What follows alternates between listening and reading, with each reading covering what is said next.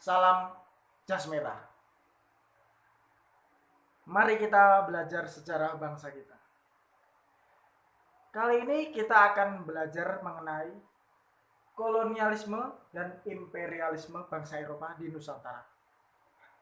Jika kalian mendengar dua kata ini ya, kolonialisme dan imperialisme, apa yang ada di pikiran kalian? Penjajahan? Ya.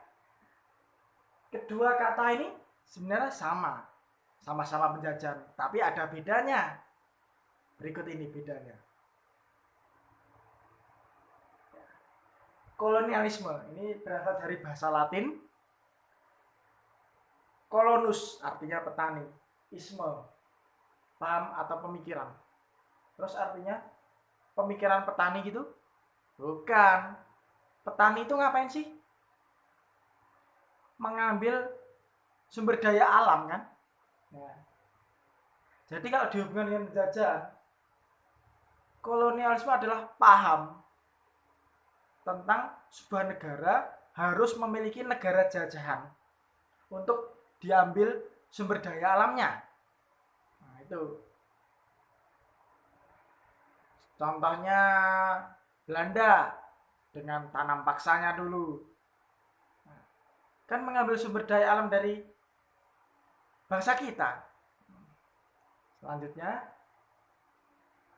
imperialisme berasal dari bahasa Latin imperare yang artinya memerintah,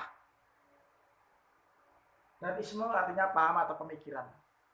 Maksudnya pemikiran memerintah itu bukan. Pemerintah di sini maksudnya pemerintahan atau politik. Nah, hubungannya dengan politik. Berarti artinya adalah sebuah paham negara itu harus memiliki negara jajahan untuk dikuasai atau dipengaruhi politiknya atau pemerintahannya. Sebagai contoh, dulu di Nusantara, raja-raja di Nusantara itu penunjukan rajanya itu dipengaruhi oleh Belanda. Kalau calon rajanya itu dia suka menentang Belanda, vokal, nggak akan ditunjuk oleh Belanda. Nah, makanya harus gini ya, dulu tuh contohnya. Terus dari tadi kok negara harus memiliki negara jajahan. Iya, bangsa Eropa itu zaman dulu mau berpikir bahwa negara mereka harus punya negara jajahan. Kenapa yuk? Karena negara Eropa itu sumber daya alamnya sedikit. Nah, maka dari itu harus menjajah. Indonesia pernah mengalami kolonialisme dan imperialisme seperti yang saya contohkan tadi. Tapi kalau sekarang, apakah Indonesia mengalami keduanya atau salah satu atau enggak? Nah, silahkan kalian pikir aja sendiri ya. Terus berikutnya, latar belakang kolonialisme dan imperialisme di Nusantara. Jatuhnya Konstantinopel ke Turki Utsmani atau Ottoman. Ini adalah peta Romawi ya. Yang merah ini Romawi Timur, yang kuning kebalik. Yang merah Romawi Barat, yang kuning oranye Romawi Timur. Ibu kota Romawi Barat itu Roma, Romawi Timur atau Bizantium, Konstantinopel. Nih, sekarang Turki ya. Nah, ini jatuh ke tangan Turki loh. Apa hubungannya dengan jajahan? Nah, hubungannya adalah ini adalah pusat perdagangan dunia. Orang Asia, Afrika, semuanya berdagang di sini. Orang Eropa belinya ya otomatis di sini. Ya, seperti yang saya ceritakan di awal tadi, sumber daya alamnya sedikit ya di Eropa. Contohnya rempah-rempah itu. Orang Eropa kalau mau beli rempah-rempah kan harus di sini. Nah, sedangkan di sini sama Turki ditutup. Nah, kenapa kok ditutup? Ini adalah ada hubungannya dengan perang ya. Namanya blokade ekonomi. Kalau kamu ingin menghancurkan musuhmu atau mengalahkan musuhmu, caranya nggak cuma dengan militer, tapi dengan hancurkanlah ekonomi musuhmu, maka musuhmu akan kalah. Nah, itu prinsipnya Turki ya.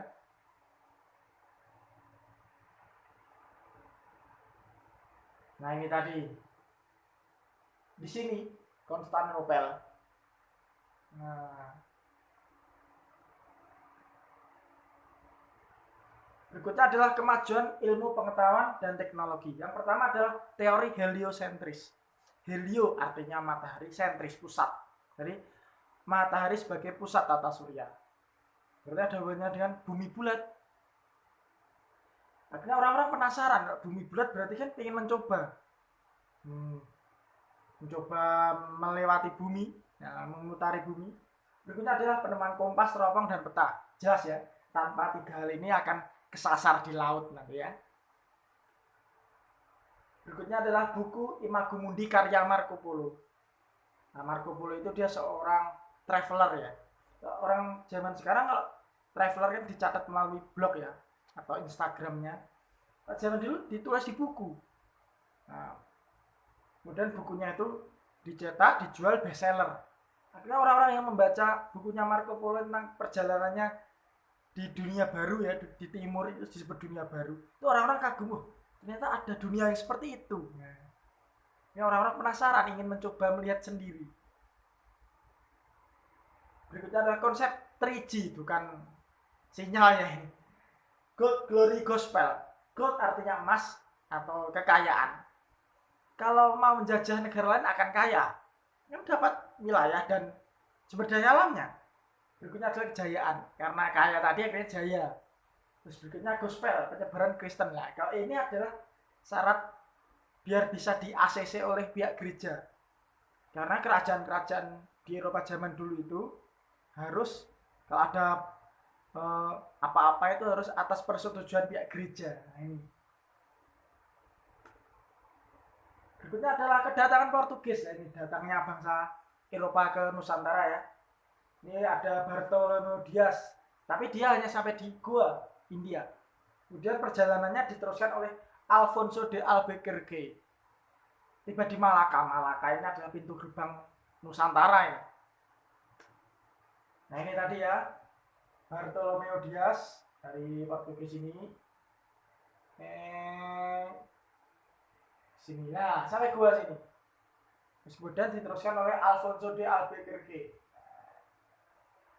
Nah, sampai di Malaka, awal mulai. Berikutnya, datangnya Spanyol.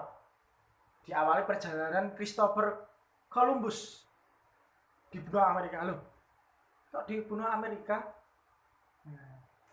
Oh ya, orang-orang itu, orang-orang Eropa, dia mengira bahwa rempah-rempah itu asalnya dari India. Karena orang-orang itu kulaan rempah-rempah itu dari orang India atau orang Indianya yang langsung ke Konstantinopel untuk jualan rempah-rempah tadi. Terus berikutnya Ferdinand Magellan, terus Sebastian Elcano. Nah, ini tadi ya, Christopher Columbus dari Spanyol ya, sampai ini. Sampai sini dikiranya India. Akhirnya orang suku sana kan disebut Indian. Nah, itu kesalahan itu. Kesalahan tapi jadi beneran ya. Beneran suku Indian maksudnya. Terus kemudian diteruskan oleh Magellan.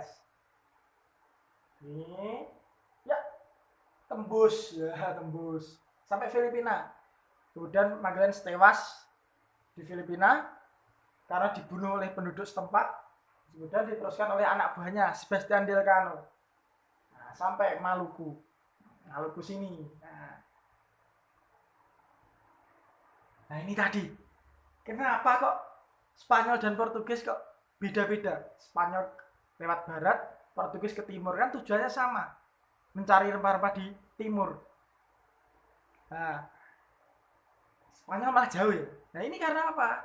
Adanya perjanjian Tordesillas. Nah, itu biar Spanyol dan Portugis itu nggak berperang. Akhirnya dibuatlah perjanjian Tordesillas ini. Cara mengingatnya adalah Tordesillas kan T, ini huruf T. Ini barat, ini timur. Ini Spanyol, ini Portugis. SP. Itu ya cara mengingatnya. Kemudian datangnya Belanda lah, ini yang paling lama ini. Penjajahan Belanda. Oleh Cornelis de Houtman. Dia tiba di Banten. Awalnya dia disambut baik, kemudian diusir karena dia berbuat mau monopoli rempah-rempah di sana. Diusir. Kemudian beberapa tahun kemudian orang Belanda balik lagi ke sini, kemudian mendirikan VOC. Nah, nanti berikutnya ya itu ya. Kemudian datangnya Inggris oleh Henry Middleton. Dia tiba di Ambon, tapi sebenarnya dia sudah tiba dulu di Banten ya. Jadi Inggris ini yang paling terakhir ya, bahasa Eropa yang paling terakhir ya.